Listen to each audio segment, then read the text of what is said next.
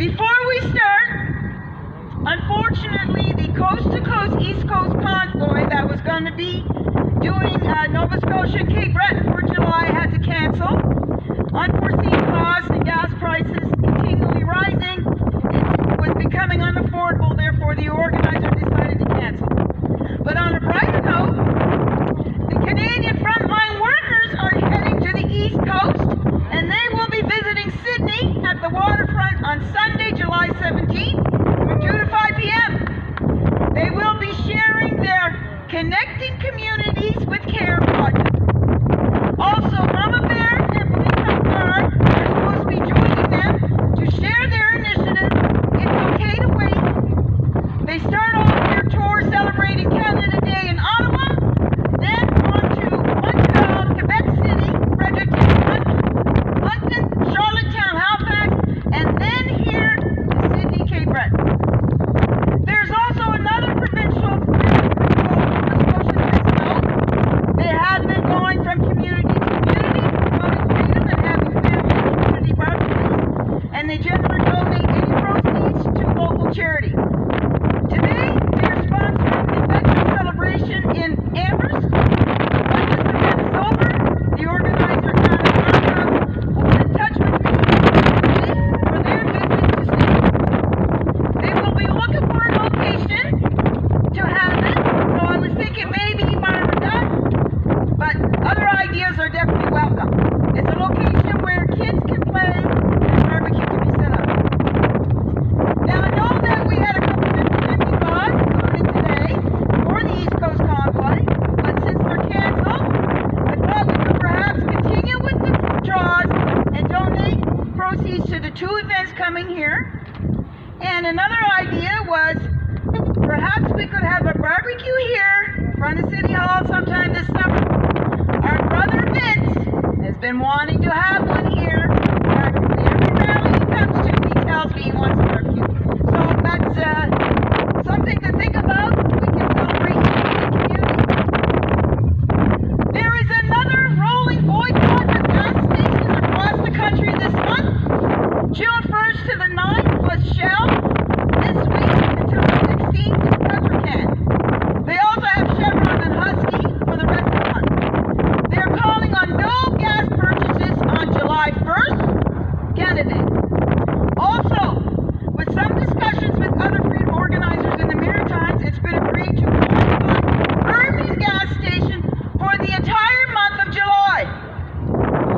Calling on Atlantic Canadians, do not purchase gas from Irving from July 1st to July 31st. We need to let Big Irving tell Houston to drop all the fuel taxes before our tourism begins. We can send a real message here, where it hurts them the most, their pockets. This is the only way I can foresee any change if we want to rise the prices at the coast.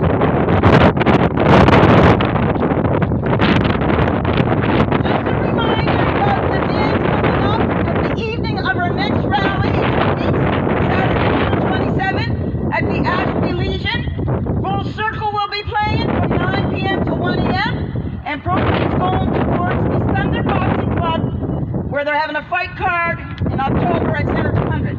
The tickets are $10 each, and I have some extra tickets if anybody wants to go. It should be a good evening of fun with dancing and socializing with like-minded people. Now, let's talk about what's happening in our country. Trudeau government extends its vindictive pony travel plans on border restrictions and mandates at least until the end of June. Unjabbed foreign nationals remain barred from entering Canada even if they test negative for COVID-19.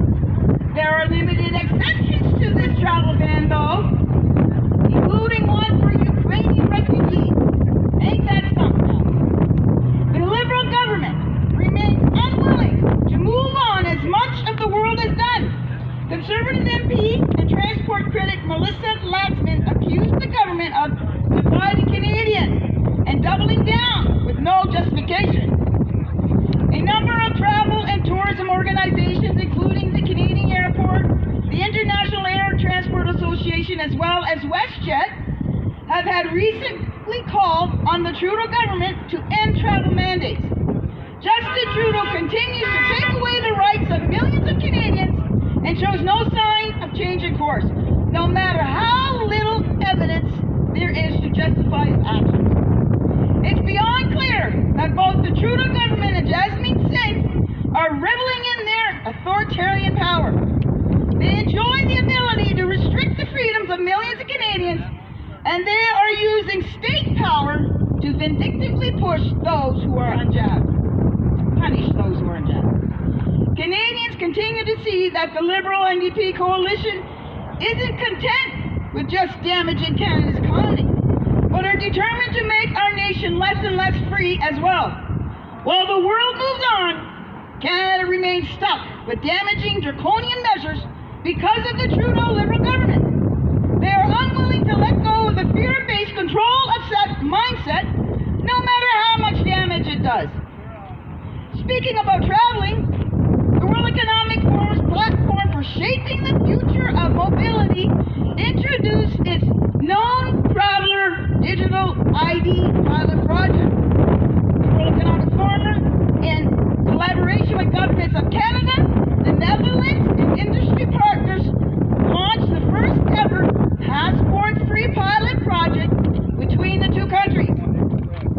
This globally accepted, decentralized identity ecosystem seeks to anticipate the changing behaviors and expectations of travelers and shows great potential to use beyond the travel industry, including applications in healthcare, education, banking, humanitarian aid, and other sectors. The World Economic Project is a surveillance by design vision for tracking and control of travelers, making it more dystopian than ever anything we've ever seen before. Through an app on a traveler's mobile device, your verification is done by facial ID, which is connected to your known traveler digital ID identification, which is connected to your digital health information and your digital travel documentation. So the Trudeau government, extending of the travel mandate, gives more time for the WF to further infiltrate our country and get those digital IDs in place. Remember, the digital ID is an essential component of their Great Reset, New World Order plans. We must resist these IDs at all costs. At our last rally, I discussed the World Health Assembly annual meeting with the 13 amendments proposed by the Biden administration. 12 of those 13 amendments were tabled, and public discussion was slated for the 16th and 17th of this month. Again, the WHO has gone against their word and have postponed these public discussions till after the meeting they have about the pandemic treaty, which is scheduled in August. The WHO wants to force countries to adopt a universal set of rules for how governments handle pandemics. Why should Canadians trust the WHO? The Trudeau government will likely sign the WHO's pandemic treaty, which would give the WHO unbridled privilege to declare an emergency, and then have total authority to dictate the global response. Even if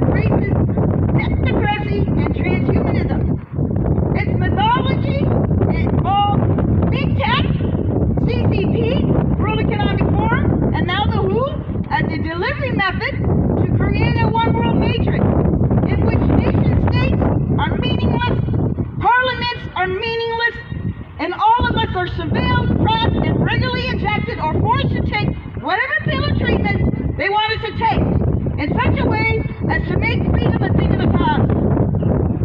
Ultimately, perpetrators of this global war view human beings as a resource fit for harvest. Everything about us is up for grabs, including our DNA. To harvest all of our DNA continually is gold for tech companies. Currently in Canada, in an attempt to better understand how copper-19 has affected the health of Canadians, Statistics Canada, in partnership with Health Canada, the Public Health Agency of Canada, and Copper-19 Immunity Task Force, has created the Canadian Copper-19 Antibody and Health Survey. This unique survey will collect information in two parts: an electronic questionnaire and an at-home fingerprint blood test. All this will be sent to randomly selected people by postal mail. By consenting to this survey, you provide your dried blood spot sample, which will be stored anonymously at the Statistics Canada Biobank, located at the Public Health Agency of Canada's National Microbiology Laboratory in Winnipeg, and that data is shared with provincial and territorial ministers of Health, Health Canada, the Public Health Agency, and potentially McGill University. Why would they want to be doing antibody testing on Canadians? What are they looking for? What is their end goal with this data? Are they trying to find information about certain group of people? Are the jabbed and unjabbed getting these surveys? Another thing to consider, because we are dealing with evilness, is it inconceivable to think they might be compiling data banks on potential organ sources. Everywhere we look today, we see the Nazi mentality at work behind the scenes. The way the World Economic Forum is trying to manage human beings descends from Nazism. We're now seeing Nazi approaches to human life. The creation of a two-tier society, jabbed versus unjabbed, life versus unworthy of life. While the situation may seem hopeless, we must not give up hope, because hopelessness leads to inaction. And without action, we're guaranteed to lose everything. That's right. Almost universally, those aware of the facts and who are knowledgeable in this area agree that things are about to get worse. We're in a time of radical testing of our free will. If we don't wake up in sufficient numbers, the end result is already determined. Without pushback, it cannot end any other way.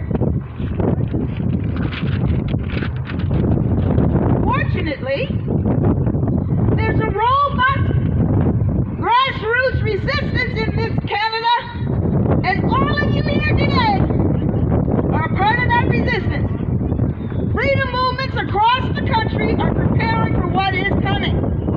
Here in Nova Scotia, freedom groups are starting to prepare across the province, trying, like us, by creating ways to be reliant on our freedom community and not the government tyrannical demands that take away our resources and instill destruction. Barter and trade groups are forming across our province and country as well. Together, uniting, take Renters and Nova Scotians, not just in freedom, not just in non-compliance, but in sharing and joining forces. We can all learn from one another and build communities that can be sustainable and self-sufficient. How do we do that? With everything our government is throwing at us, food shortages is high on their list. As you all know, they create the shortages with mass planned destruction of food manufacturing plants and high fuel prices. Our best bet is to grow our own and make friends with local farmers, help one another, and barter and trade with each other, and we will survive. All of us here, as a group, have enough experience and knowledge and skills to be able to survive together as a community without governmental intervention, without their mandates,